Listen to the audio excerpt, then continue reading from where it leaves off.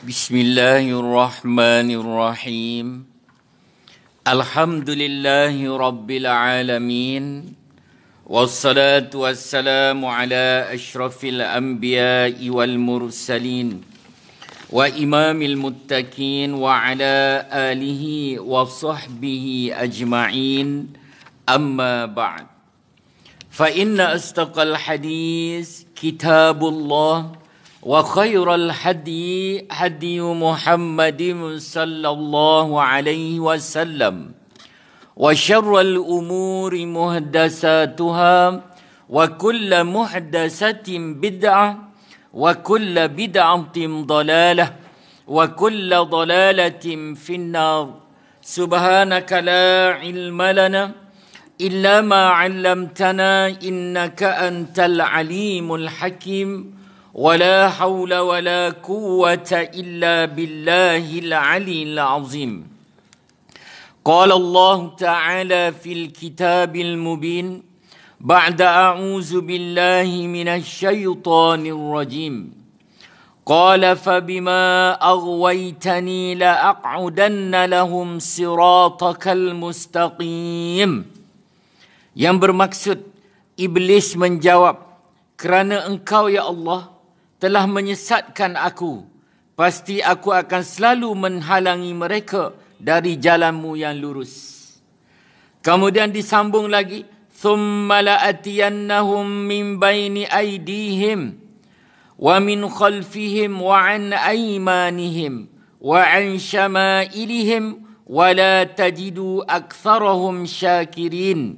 Kemudian kata Iblis, pasti aku akan mendatangi mereka dari depan, dari belakang, dari kanan dan kiri mereka, dan engkau ya Allah tidak akan mendapati kebanyakan daripada mereka bersyukur.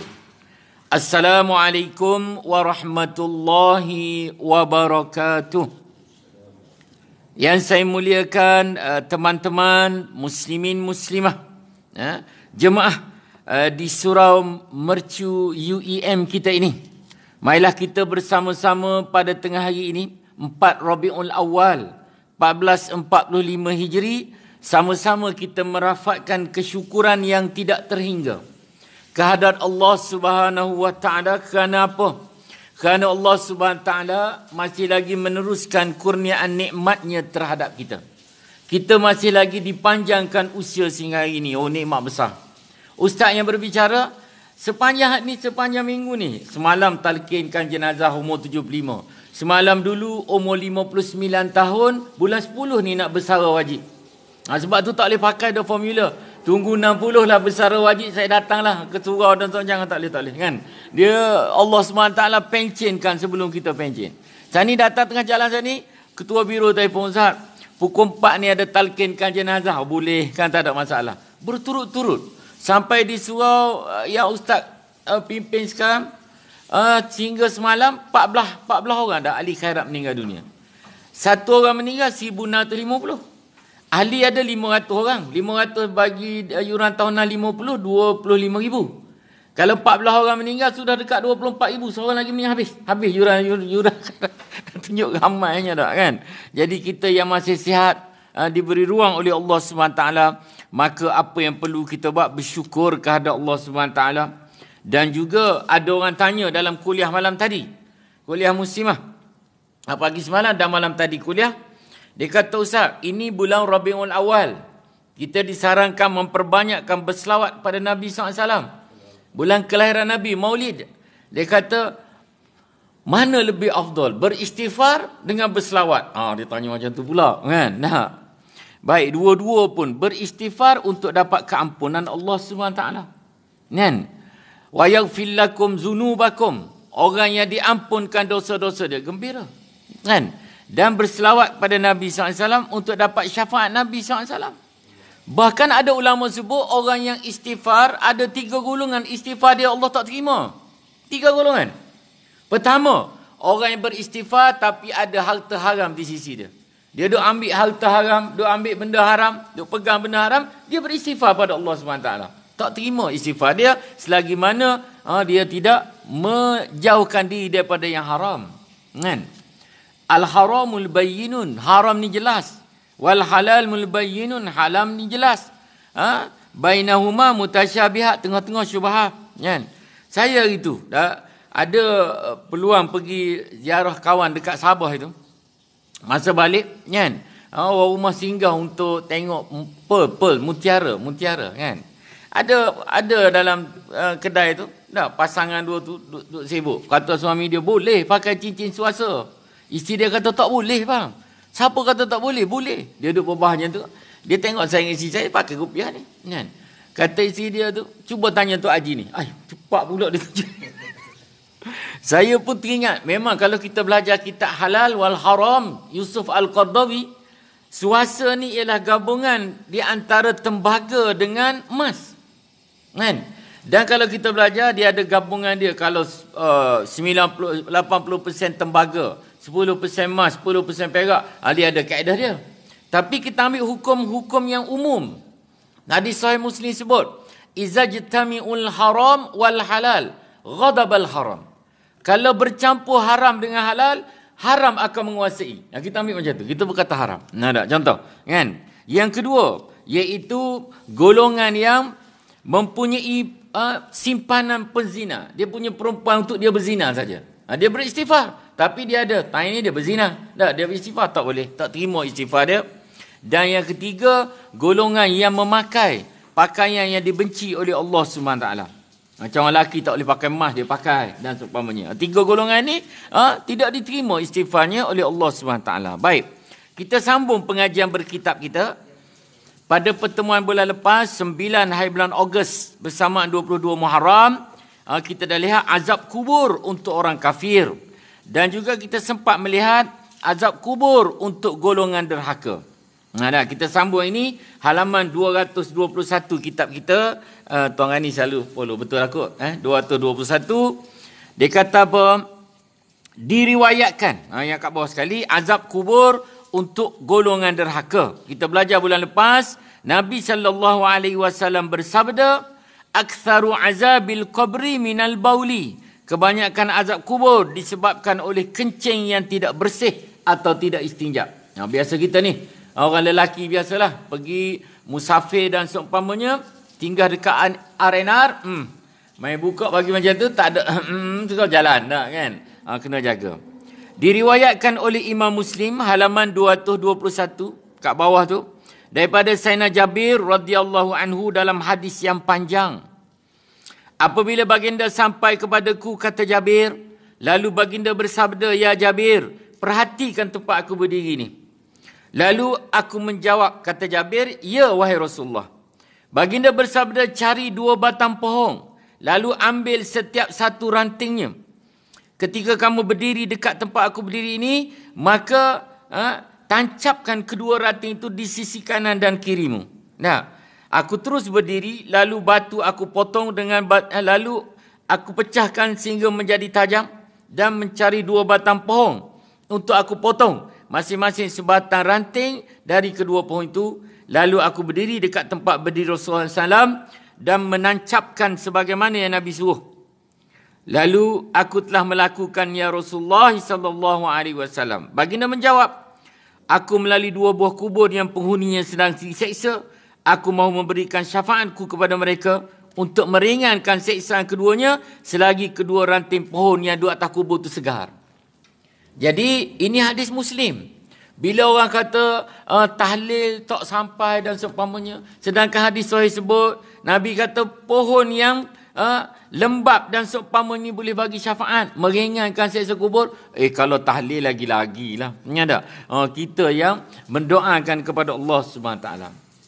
Sebab itu kan, kita boleh tengok dalam keadaan macam saya berbicara, dalam 2-3 hari ini, bila berturut-turut diberi peluang untuk amanah untuk pimpin solat jenazah dan juga untuk talqinkan, ada satu peristiwa pada Jumaat yang lepas, bukan Jumaat baru ni, Jumaat sebelumnya. Ada satu jemaah kat tempat saya, usia 72 tahun kan, meninggal dunia dah hari Jumaat. Hari seminggu sebelum tu kita dah pergi ziarah dah. Tengok kan masa dia renung kita, dia menyesal, dia kata, "Ustaz, saya ni apa nak jadi? Masa sihat tak berapa kerap ke surau. Nah, tengok tu kan. Nah, masa sakit kita dah cakap macam tu. Kalau nak mati, lagi-lagi sebut macam tu. Hatta iza jaa ahadahumul maut qala rabbirji'un. Semua orang bila malaikat maut mula menunjukkan muka dia, menyebabkan kita sukara mabuk, semua kita kata, ya Allah, tangguhkan dahulu kematian ini sebab nak buat amal-amal soleh yang terlupa buat tu. Kan? Jadi bila dia meninggal hari Jumaat, lepas solat Jumaat kita buat solat jenazah. Dan lepas tu pukul 3 pergi talqin. Saya balik daripada talqin, saya panggil cik surau, kata boleh tengok balik tak CCTV, nak tengok berapa orang solat jenazah. Tengok-tengok kita kira hampir 540 orang lebih solat jenazah. Dia kata, tak, kita tak boleh kata tu hari Jumaat Ustaz. Tak, kalau orang tak nak Jumaat pun orang balik. Kan? Lepas habis dia semua balik. Dah, 540. Saya duk perhati apa hebatnya arwah ni kan. Kita tengok, tanya orang-orang lama kat situ, bendahari surau mantan, dia kata, Ustaz, ini penyumbang senyap. Penyumbang senyap kepada surau ni. Ada program apa surau, dia akan bagi. Jangan kira kuantiti yang dia bagi, tapi istiqamah dia tu. Kan? Sebab itu dia kata, dalam kitab Nasihat Agama, disebut oleh Imam Habib Abdullah Al-Haddad, orang awam macam saya yang berbicara, yang lebih berilmu di ruang solat, surau mercu UEM ini, antara 5 perkara yang kita perlu lazimi dalam hidup kita atas dunia sehingga kematian kita, untuk memudahkan dapat pengampunan Allah.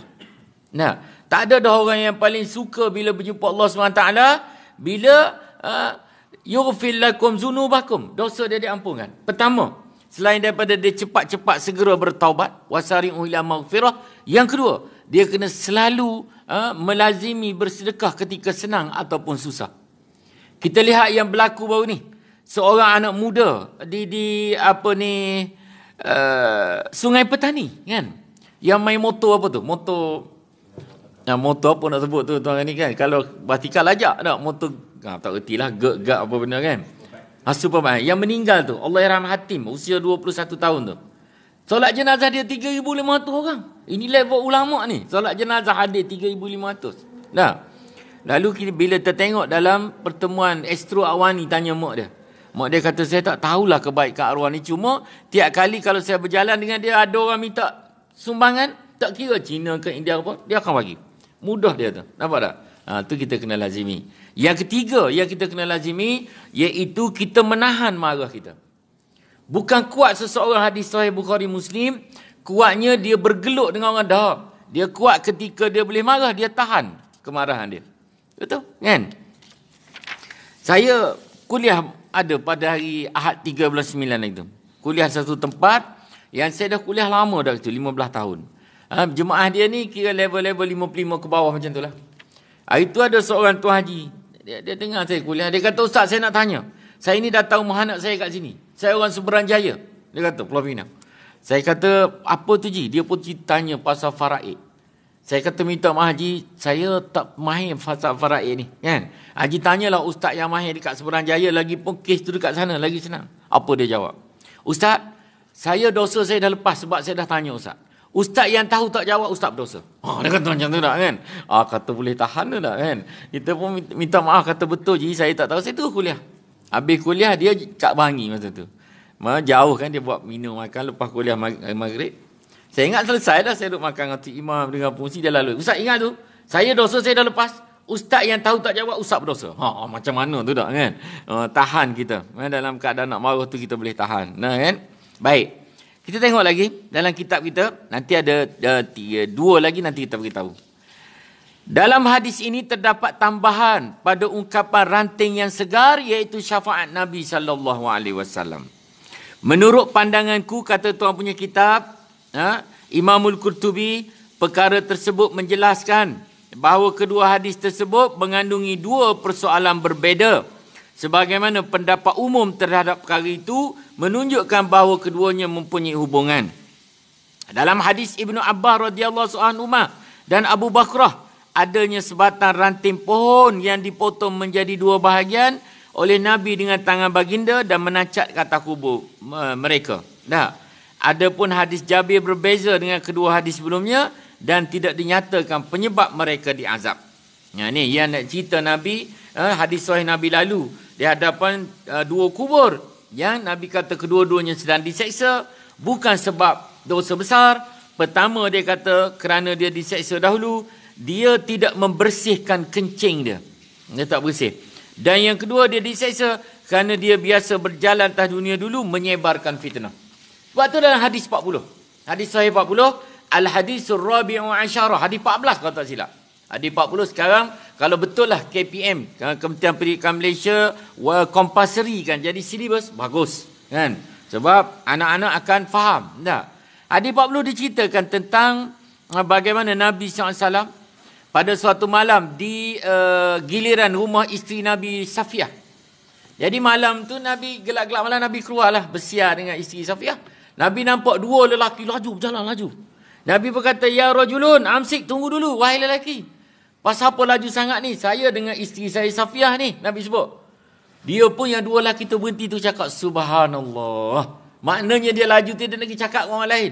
Aku nampak Nabi dengan satu perempuan. Nampak? Kan? Daripada kaedah dia kena tutup pintu-pintu fitnah, kena tutup.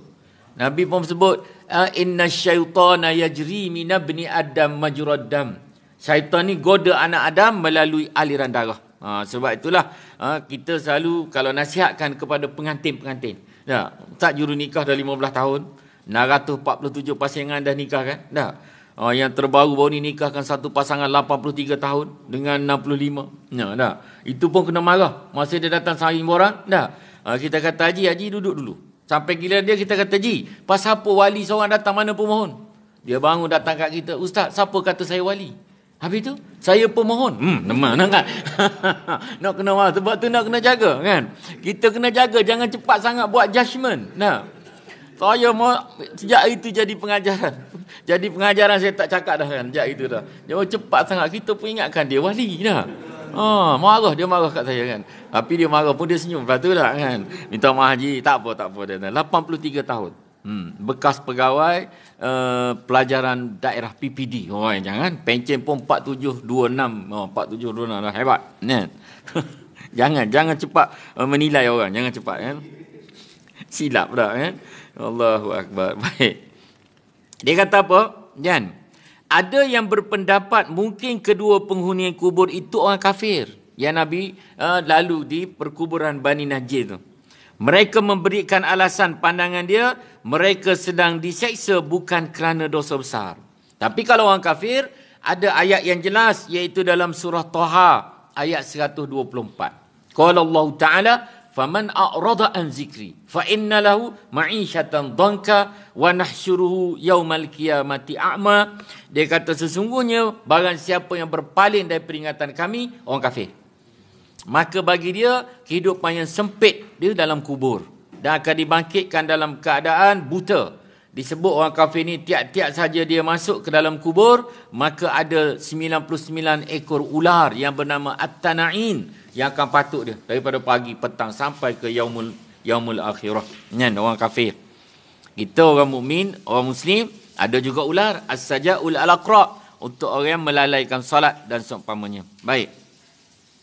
Jika keduanya orang mukmin, maka aku katakan bahawa mereka diazab kerana telah melakukan suatu kesalahan, bukan kerana faktor kekafiran. Kalaulah kata hadis tadi untuk orang mukmin, tapi sebab dia belum bertaubat. Bukti dalam Al-Quran Allah sebut dalam surah Taha ayat 78. Kalau tak silap saya, qala Allah Ta'ala, innahu man ya'ti rabbahu mujriman. Allah sebut sesungguhnya mana-mana hamba kami yang datang kepada kami. Innahu, kitalah, sesungguhnya mereka. Man ya'ti rabbahu, siapa yang datang kepada Rabbi, kepada Allah. Mujriman ni dosa besar. Dia tak sempat bertaubat. Fa inna lahu jahannam, confirm kami lempar dia ke jahannam.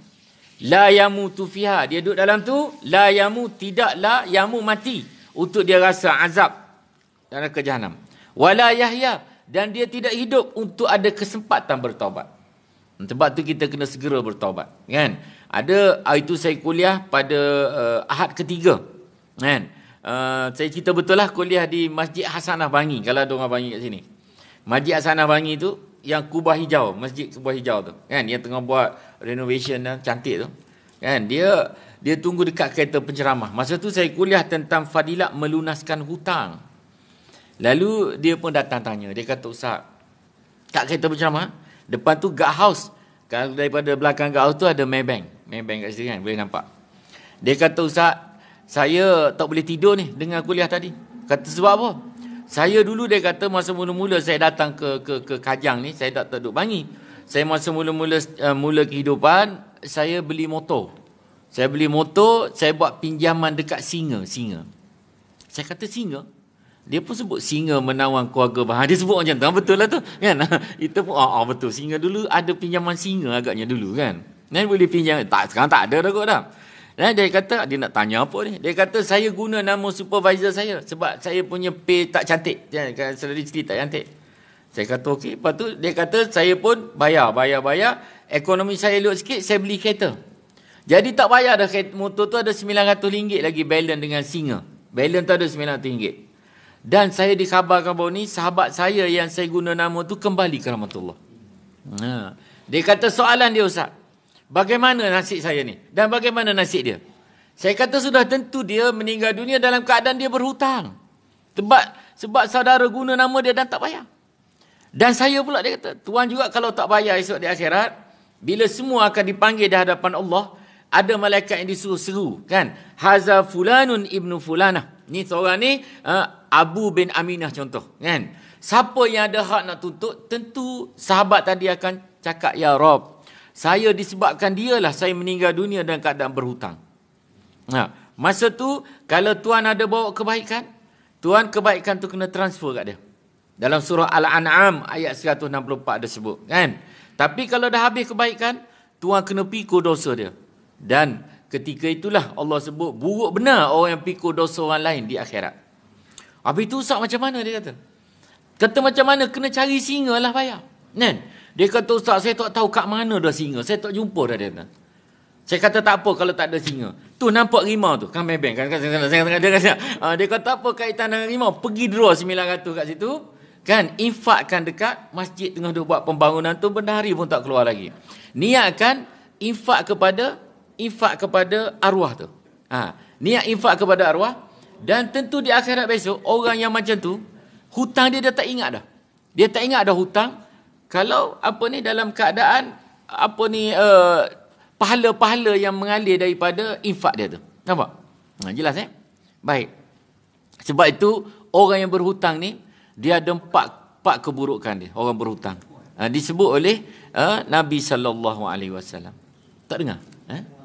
Tak, kurang dengar. Baik. Boleh Okey. Silap Ustaz. Okey, tak tahu kan. Dia dengar suara kat luar kan. Baik. Minta maaf sebab silap tu kan. Baik. Lalu dia kata Nabi SAW sebut untuk orang yang berhutang ni ada 4 perkara. Pertama, kan? Orang yang berhutang ni dosa dia tidak akan diampunkan hatta dia mati syahid. Walaupun dia mati syahid. Hadis sahih Bukhari Muslim. Yang kedua, orang yang berhutang ni amalan dia tidak diambil kira selagi dia tak settle hutang dia. Sebab itu kita masa kematian ni, Ustaz lepas ni ada lagi, kan? Kita selalu sebut kepada ahli waris, tolong sebutkan kepada orang umum, siapa-siapa yang ada dia berhutang, tolong datang. Untuk selesaikan. Dia dah meninggal, tak boleh buat apa dah. Kan? Yang ketiga, orang yang berhutang dia boleh bayar. Tetapi dia tak bayar, dia menzalimi diri dia sendiri. Innal ladzina tawaffahumul malaikatu zalimi anfusihim qalu fima kuntum. Surah An-Nisa ayat 97 yang awal Allah sebut sesungguhnya barang siapa yang malaikat maut cabut nyawanya dalam keadaan dia sedang menzalimi diri dia sendiri, lalu malaikat tanya qalu fima kuntum, pasal apa kamu jadi macam ni? Jadi yang keempat iaitu orang yang berhutang ni selalu berbohong. Orang yang berhutang ni selalu menipu. Jadi dia pun kata kena bayar segera kau Ustaz. Saya kata ya wasari'u ila maghfirah. Segera kita mencari pengampunan Allah dengan selesaikan tu. Tu dia dengan manusia. Lagipun sahabat dah kembali ke rahmatullah. Okeylah Ustaz, dia cium tangan dia pun pergi. Memanglah dia pergi ke bank, saya tak tahu sebab belakang bank tu ada kedai Tom Yum ada pun saya tak tahu. Tak kan? Bila saya balik kan nak tengok, tak tahulah wallahualam. Jadi selesai. Kan? Kita dah bayar dah selesai. Jadi tolonglah kita dalam usia kita yang macam ni, kan? Tengok ada tak mana-mana hutang lagi yang kita terlupa bayar. Jarang orang berhutang ni lupa. Kan? Dan sebab tu kalau dia kata, Ustaz saya berhutang dan saya lupa. Jarang. Nah, betul? Ada sahabat saya daripada Batu Gajah. Daripada Batu Gajah dulu sama-sama kita kerja di Jalan Ustaz Ismail. Di Menara Promek depan tu kan, tahun 91. Dah. Sekarang dia dah jadi brand manager. Dia orang Perak memang smart. Dia masa tahun 91 pun smart. Padahal masa tu gaji dia 400 lebih ya. Tapi tie tu tak tinggal tie tu. Ada orang smart tahun 91 kan. Maka tengah hari pun pakai tie dia. Kita tak pakai kan. Jadi bila pakai tie ada satu kedai kat sekarang jadi tapak pavilion. Nama dia apa tu? Hilton Corner. Dia ada hotel Hilton belakang tu. Kan? Apa nama dah tak ingat dah saya kan. Sebab tu. Jadi makcik tu makan ada sedap. Tapi bila dia nak bagi harga dia tengok. Pakai tai sudah. Memang mahal dah. Jadi dia telefon saya. Baru-baru ni lah dia telefon. Dia kata. Kata pasal apa? Dia kata banyak tak bayar. Aduh geram betul kat makcik tu. Kan? Jadi sekarang dah jadi pengurusi surau rasa insaf kata dia. Pengurusi surau dah dia sekarang dah kan. Kata. Infakkanlah kepada makcik tu niat. Sebab kita tak tahu kan. Dia duduk kat mana dah tahu. Niat kat dia. Nanti pahala mengalir. Dia pun ingat esok di akhirat. Kan nampak? Rupanya dia makan tak payah dulu kan. Baik. At-Tahawi pernah meriwayatkan suatu hadis. Nabi SAW daripada Ibnu Mas'ud radhiyallahu anhu. Abdullah Ibnu Mas'ud ni orang yang Sayyidina Umar Al-Khattab ketika dia jadi Amirul Mukminin, dia tak bagi Abdullah Ibnu Mas'ud ni keluar daripada Madinah. Sebab apa? Dia nak rujuk pada Sayyidina Umar Al-Khattab ni wa basyiril asyarah. Jadi jamin masuk syurga. Tapi sebab dia tahu Nabi SAW kata kalau nak rujuk tentang Quran, Abdullah bin Mas'ud lah orang dia. Bila turun ayat, kat mana turun, bagaimana turun, semua dalam kepala dia. Kan? Lalu dia kata apa? Jika seorang hamba Allah diperintahkan untuk diseksa dengan pukulan 100 kali dalam kuburnya, maka dia sentiasa meminta kepada Allah SWT sehingga berkurang hanya 1 kali. Oleh yang demikian, ketika dipukul 1 kali, tiba-tiba kuburnya penuh dengan api. Setelah api itu hilang, dia terbangun dan bertanya, "Mengapa kamu memukul aku?" Dia menjawab, "Kamu pernah solat tanpa wuduk dan tidak membantu orang yang teraniaya." Kita solat tanpa wuduk. Kan? Pernah dulu di kumpulan perbankan RHB dulu, kan, zaman belum bank lagi dulu. Allahyarham Datuk Dr. Haruddin, dia ada mengajar 2 kali sebulan kitab Sairus Solikin. Jadi bila dia mengajar, company buat makan sedap. Untuk malam yang kuliah tu makan dia sedap. Nasi minyak memang sedap. Jadi ada seorang sahabat tu dia daripada IT, Information Technology. Dia turun hanya bila nak solat isyak, makan, lepas solat makan. Kan? Jadi bila iqamah dia pun turun. Saya duduk kat sini, dia duduk belakang. Allahyarham Datuk tu dia kata, yang belakang tu tolong ambil wuduk. Tunjuk kat dia. Dia pun, kan, saya kata tunjuk kat dia, dia pun ambil wuduk. Lah habis solat semua, dia kata, macam mana untuk guru tahu dia tak ada wuduk? Kata tak ada sungguh, memang tak ada sungguh. Dia tu, hebat sungguh kan. Nah, boleh tahu macam tu kan, hebat Allah SWT buka macam tu sekali dah. Terkejut dia sejak itu. Saya dengar sini depan tu kan. Hebat sungguh. Ambil tu. Dia tak ambil wuduk. Jadi sebab itulah antara yang disebut ketika iblis ni dipanggil berjumpa Nabi SAW atas arahan Allah SWT. Dia datang berupa seorang perempuan yang tua dan bertongkat bongkok. Nabi tanya dia, "Man anta?" Iblis kata dia. Nabi berkata, "Siapa datang?" Allah suruh kamu tanyalah apa. Nabi pun tanya, "Ya mal'un, wahai yang dilaknat oleh Allah SWT. Kam a'da'uka min ummati?" Berapakah musuhmu di kalangan umatku? Dia pun sebut 15. Dia kata yang paling besar sekali awwaluhum anta. Kamulah Nabi paling besar sekali musuh aku. Antara lagi musuh dia kata apa? Mu'minun yudhi'um 'ala taharah, iaitu di kalangan umatmu yang selalu mengekalkan wuduk. Ni hebat kan, nak kait dengan ni yang disebut dalam kitab kita ni. Sebab itulah dalam hadis disebut ketika junjungan besar Nabi SAW balik daripada peristiwa Al-Mi'raj, daripada Masjidil Al-Aqsa ke Sidratul Muntaha, Nabi cerita kepada sahabat, aku dipertontonkan tentang syurga. Dan ramai yang duduk dalam syurga ni golongan-golongan yang fuqaha, golongan yang miskin dan dhaif. Dan aku dengar dia kata, tapak kasutnya Bilal ni, derap kasut dia berlari-lari kat dalam syurga. Jadi aku nak tanya Bilal ni, apakah amalanmu? Padahal Nabi dah tahu dah. Dia kata, ya Rasulullah SAW, tak ada semua yang Tuhan cakap saya amalkan. Dia tak cuba fikir, kata Nabi. Dia kata, cuma satulah saya ni ya Rasulullah SAW, saya selalu mengekalkan wuduk. Dia duduk dalam wuduk je dia, kan? Macam satu tu imam di Kelantan hari tu, ingat? Jumaat ke berapa? Di Melur, di kedai Melur Kota Baru. Kan, lepas Jumaat, sahabat kat sana solat kat situ. Dia kata tu imam yang pimpin solat kat situ. Hari Jumaat tu umur 72 tahun, imam tua. Kelantan dia panggil imam tua. Ya. Kalau kata Tuan Gani jadi tu imam dulu sana, dia panggil imam muda. Saya pula pergi kata saya muda daripada imam ni, saya jadi imam tua.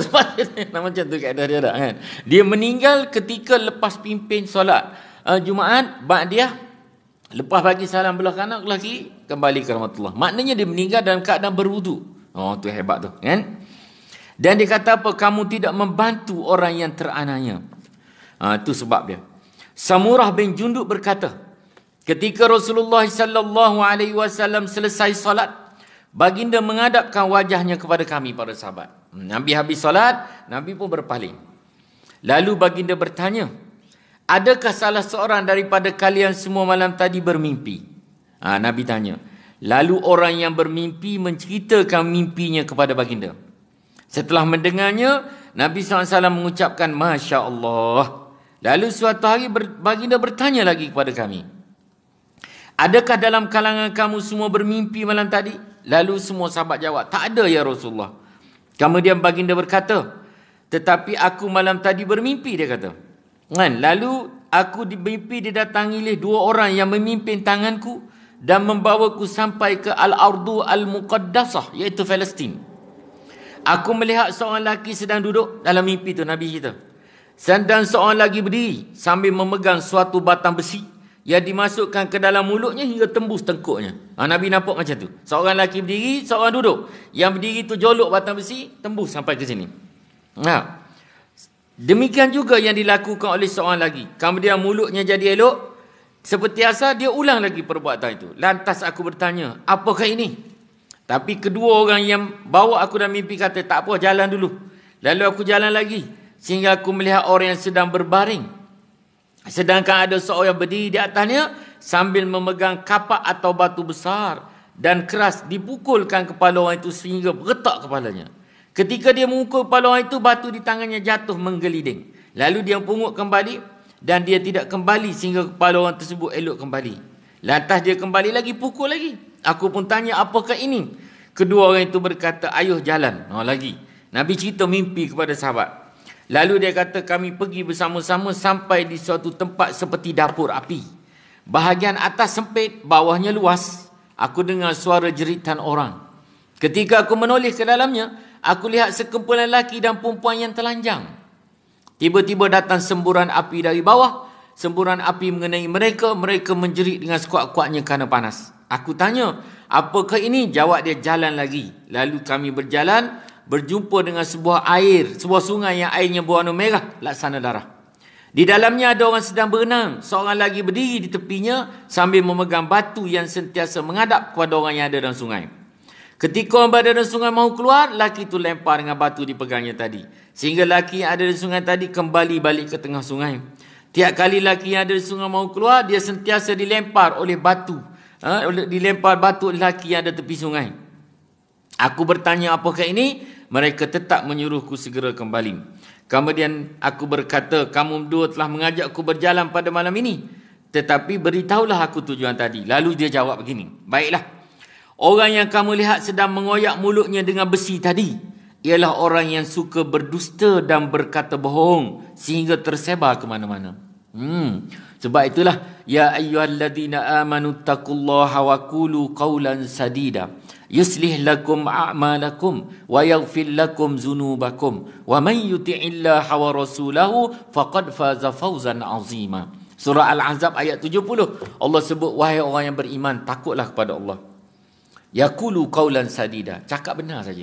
Sebab tu dalam hadis 40 pun ada sebut, man yu'minu billahi wal yaumil akhir, siapa beriman pada Allah dan hari akhirat, falyakul bil khair, cakap baik saja. Aw liyasmut, ataupun diam. Kita ni tak boleh, kan? Contoh, besok nak pergi mana? Retreat ke Desaru. Contoh tak, kan? Nak retreat ke Desaru tak? Dia pun tengok, kan? Tengok Tuan Gani pakai 3/4 tak? Kata je biro dakwah tengok pakai macam, tengok mulut tu cepat benar tak, kan? Jadi kita kena jaga mulut kita. Nak cakap fikir dulu, kan?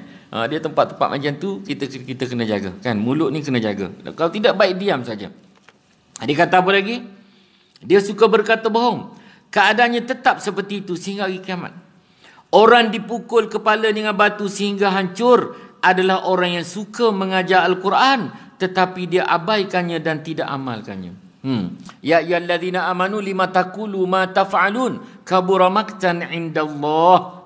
Dia ngajar ataupun macam ni contoh. Katakan saya berkuliah tiap-tiap malam 1 hingga 30 hari bulan, kuliah maghrib di tempat berbeza. Ulang saja, tiap-tiap bulan ulang, kan? Jadi kita nasihatkan di tempat kita kuliah tu, tolonglah baca surah Al-Mulk. Ya, tolong baca surah Al-Mulk, ada kuliah ke macam mana baca. Saya sendiri yang suruh, kan? Tak baca, tak hafal.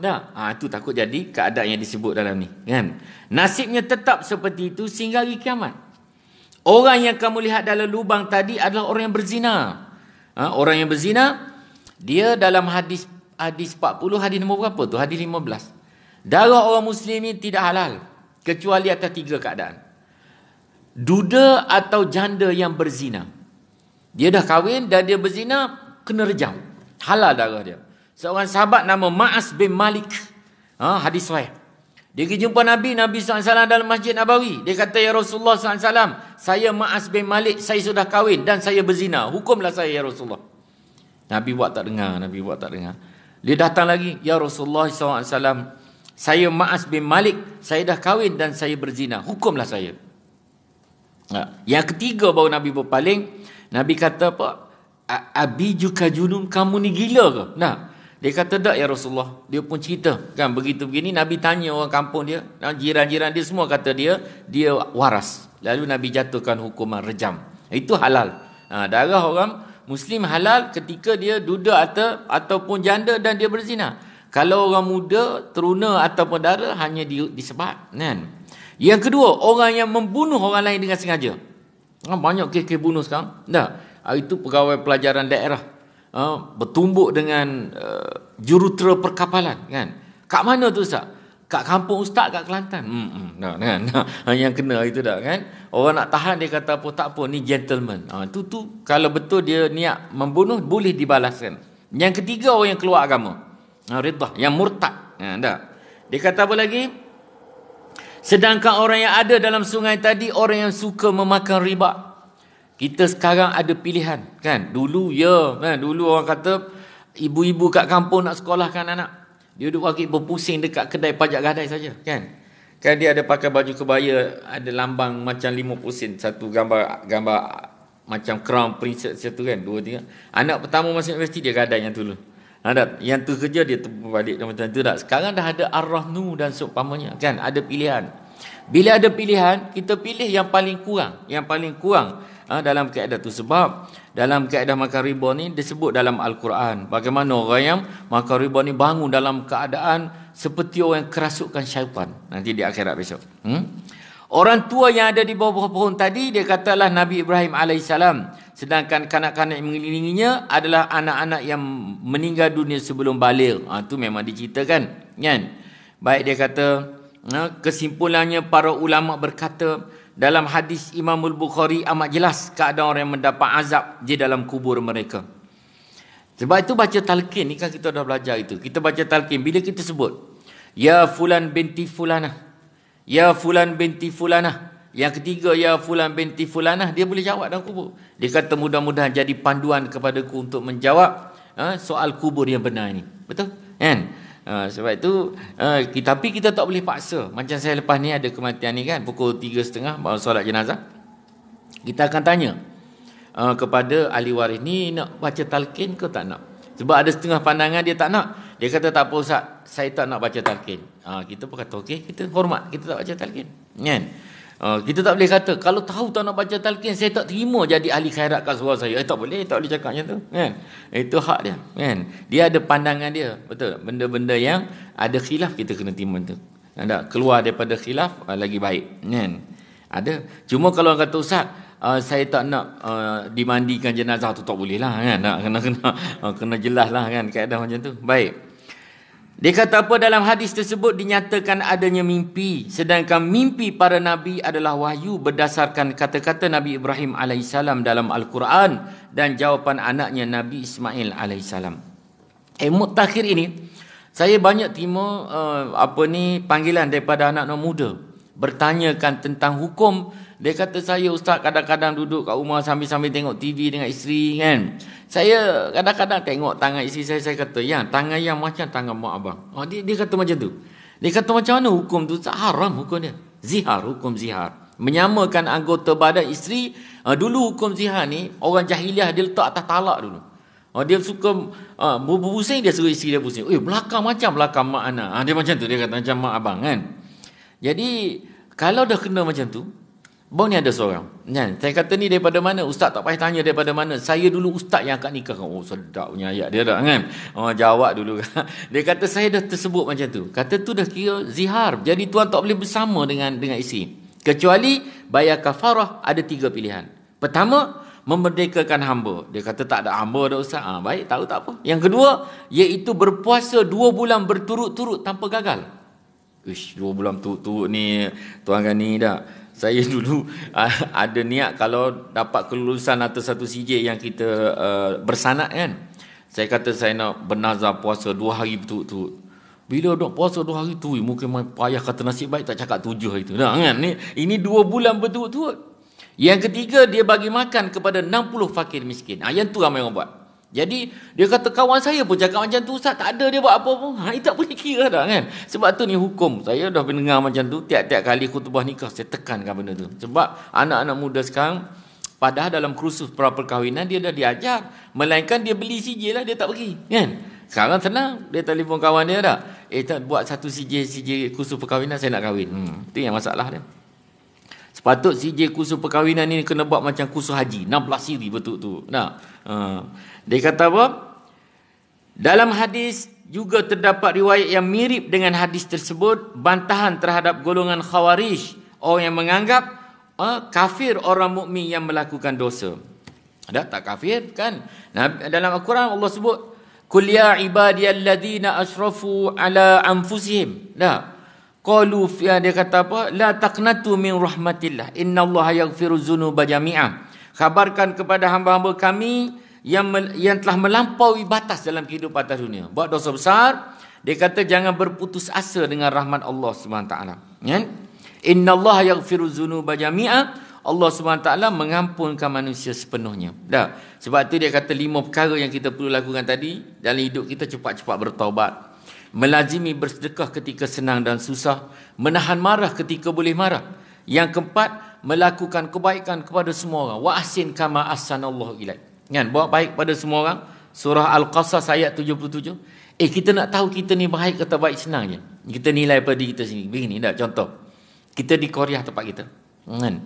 Katakanlah contoh macam ni. Kata saya pergi ke Sabah tengok kawan saya yang non-Muslim memeluk Islam. Kan? Kita ra'i lama dah dia memeluk Islam, kita pergi kan. Tak cakap dengan jemaah. Bila kita balik 3 hari je pergi kan. Kita balik sampai subuh, dah pergi solat subuh. Dah dia kata, Allah ustaz lama tak nampak pergi mana. Maknanya baik tu kita tu kan. Dah. Kalau kita balik itu orang tak tahu kan. Ada tak kena tu, ada tak kena nak kan. Kita boleh tengok keadaan tu macam mana kan. Lalu dia kata dalam hadis tersebut terdapat isyarat yang menyatakan bahawa orang yang meninggalkan solat tidak dapat dihukum sebagai orang kafir, kerana jika ada orang yang menunaikan solat tanpa berwudu, maka sebenarnya dia tidak solat. Seandainya mereka orang kafir, maka doa mereka tidak akan didengar, karena Allah SWT berfirman, lahu da'watul haqq, hanya bagi Allah hak mengabulkan doa yang benar. Walladzina yad'una min dunihi la yastajibuna lahum bi syai' illa kabashiti kaffaihi ilal ma'i, dan berhala-berhala mereka sembah selain daripada Allah tidak dapat memperkenankan sesuatu pun bagi mereka, melainkan seperti orang yang membentangkan kedua telapak tangannya ke dalam air supaya sampai ke mulutnya, walhal air tidak sampai ke mulutnya, dan doa kafir hanya sia-sia belaka. Surah Ar-Ra'd ayat 14. Dalam hadis Bukhari Muslim menyatakan bahawa membersihkan, bersuci setelah buang air kecil hukumnya wajib. Sebab itu seseorang diazab jika meninggalkan sesuatu yang diwajibkan. Menghilangkan semua najis juga kewajipan yang dikiaskan kepada membersihkan air kencing tadi. Kebanyakan ulama berdapat seperti itu. Sebab tu kita jaga. Kan, kalau kita orang yang selalu musafir, bawa kain pelekat. Bawa kain pelekat kan senang kan. Sebab kadang-kadang kita buang air kecil berdiri kadang-kadang kan tak ada tempat dekat R&R dan seumpamanya. Dah. Jadi dia terkena dengan badan dan seumpamanya, buka pakaian, terkena pakaian, bawa, sebab kita nak menghadap Allah Subhanahu Wa Taala. Hadis sahih daripada Anas bin Malik menegaskan perkara ini. Siapa yang solat tetapi tidak bersuci setelah membuang air kecil, bermakna dia solat tanpa taharah, yang tak bersuci, kan? Baik, penjelasan terhadap sesuatu kekeliruan. Boleh lagi ke? 5 minit lagi. Okey. 5 minit lagi. Baik, ada soalan setakat ni? Ada soalan? Sebelum kita nak masuk penjelasan tentang sesuatu kekeliruan. Kalau ada soalan lah, kan? Kalau ada, mungkin boleh bincang. Kalau saya tak tahu, saya boleh rujuk kepada orang yang lebih fiqh, lebih alim. Kita dapat satu ilmu, kan? Terdapat beberapa sahabat mengatakan bahawa kubur yang ditancapkan dahan pohon oleh Nabi SAW adalah kubur Sa'ad bin Mu'az. Pendapat ini keliru. Siapa Sa'ad bin Mu'az ni? Sa'ad bin Mu'az ni satu pemimpin besar kabilah Ansar di Madinatul Al-Munawwarah. Dia ni dikabarkan fizikal dia gelap, lebih hitam daripada Bilal. Oh, maknanya metalik ni, gelap metalik dia ni, lebih hitam daripada Bilal. Dia nak kahwin, tak ada orang nak. Lalu Rasulullah SAW recommendkan dia kahwin dengan satu perempuan yang lawa di Madinah. Kan? Mula-mula pak mentua tu nak kejar dengan dia, dan kita kata nak kejar dengan ni, pedang nak marah dia tak, kan? Tapi bila disebut Rasulullah yang recommend, anak perempuan tu nak sanggup. Bila dia berkahwin pada malam pertama, kan, dia Sa'ad bin Mu'az ni tak ada orang tidak berharta. Tak, Sayyidina Abdul Rahman bin Auf bagi sikit duit suruh beli tilam dan seumpamanya. Bila dia pergi ke suk, dia dengar satu pengumuman untuk jihad fisabilillah. Jadi dia pun beli baju besi yang tutup baju besi tu. Patut malam pertama dia, kan? Dah lah nak kahwin susah. Nah, lalu dia pergi beratur untuk jihad fisabilillah, dan dia syahid malam tu, tak sempat bersama isteri dia. Bergegar arash ketika Sa'ad bin Mu'az ni kembali ke rahmatullah. Nah, gelap langit Madinah, dikhabarkan 70,000 malaikat sama-sama turun solat jenazahkan untuk Sa'ad bin Mu'az. Dah. Sesungguhnya yang benar adalah tanah kuburnya telah menekannya seperti yang kami sampaikan. Kemudian dapat keringanan. Faktor yang menyebabkan dia dihimpit oleh kuburnya seperti diceritakan dalam hadis riwayat Yunus bin Bakrah. Nabi SAW pernah sebut, kalau ada umatku yang tidak dikena himpitan kubur, Sa'ad bin Mu'az orang dia. Tapi Sa'ad bin Mu'az pun kena, kan? Dah.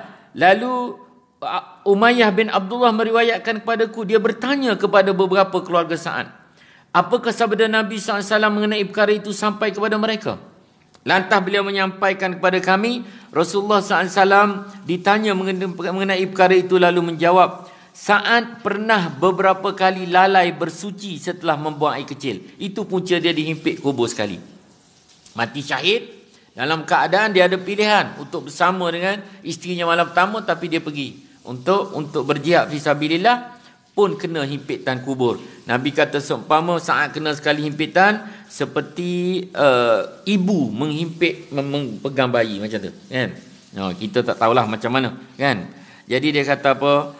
Hannas meriwayatkan daripada Ibnu Fudail, ketika Sa'ad bin Mu'az cedera, Nabi SAW menyuruh seorang wanita mengubatinya. Dia meninggal dunia pada waktu malamnya.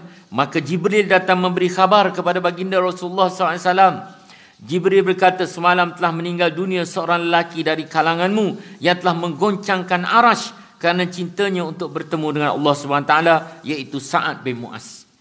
Lalu Rasulullah datang ke kuburnya mengucapkan takbir, tahlil dan tasbih ketika akan pulang. Kita berhenti kat situ dulu. Kita akan sambung pada pertemuan akan datang, halaman 227. Hanat berkata, kan? Kita akan sambung pada pertemuan akan datang, insya-Allah. Mudah-mudahan ada kebaikan dan juga jadikan sebagai suatu ibrah kepada kita dalam menghadapi kehidupan yang berbaki lagi dengan izin Allah Subhanahu Wa Taala, insya-Allah. Baik, yang kelima adalah kita buat baik kepada semua orang, dan kita wal'afuna anin nas, memaafkan semua orang. 5 perkara yang kita patut lazimi dalam keadaan kita duduk atas dunia sebelum dipanggil oleh Allah SWT. Sekadar itu saja. Saya pun maaf jika sepanjang 45-50 minit ini dalam kuliah kita tentang rahsia kematian kitab Imamul Qutubi ada tutur bicara yang tersilap. Saya rujuk kepada ayat Quran dan juga hadis-hadis sahih. Wabillahi taufiq wal hidayah. Wassalamualaikum warahmatullahi wabarakatuh.